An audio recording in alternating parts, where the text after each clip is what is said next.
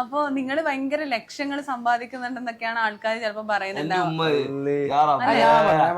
ഈ ചെറിയ പ്രായത്തില് ചെയ്തു കൊടുത്തിട്ടുണ്ട് പ്രോഗ്രാം. അതറിയാം, വെറുതെ ചെയ്തു കൊടുത്തിട്ടുണ്ട്. പൈസ ഇല്ലാതെ ചിലപ്പോ നിങ്ങൾ വരണം എന്ന് ആഗ്രഹിക്കുന്നവരുടെ പൈസ തരാനുണ്ടാവില്ല. ഈ വടകര പറഞ്ഞില്ലേ, അവിടെ നമ്മൾ അങ്ങനെ ചെറിയ പൈസ നമ്മള് വാങ്ങുന്ന പൈസന്റെ മക്കൾക്ക് ഒരു പറയാന്ന് ഓരോ കാണാൻ. പക്ഷെ അത് കണ്ടിട്ട് ഭാരതം കോളേജ് ഫ്രീ ആയിട്ട് വിളിക്കാൻ പറഞ്ഞ അതൊന്നും നടക്കൂല. നിങ്ങൾ കഷ്ടപ്പെടുന്നതല്ലേ അല്ലേ, കഷ്ടപ്പെട്ട് എഫേർട്ട് തന്നെയാണ്. പക്ഷെ അത് നമ്മൾ ശരിക്കും എൻജോയ് ചെയ്യുന്നു. മറ്റുള്ള ജോബിൽ നിന്നും അല്ലെങ്കിൽ ഇതിൽ നിന്നൊക്കെ വ്യത്യസ്തമായിട്ടില്ല, നമ്മൾ അത്ര ഇഷ്ടപ്പെടുന്നു. പാട്ട് പാടുമ്പോ മലബാർ നിന്നാണോ ഏറ്റവും കൂടുതൽ സപ്പോർട്ട്, അതോ ഇങ്ങോട്ട് വരുമ്പോഴാണോ?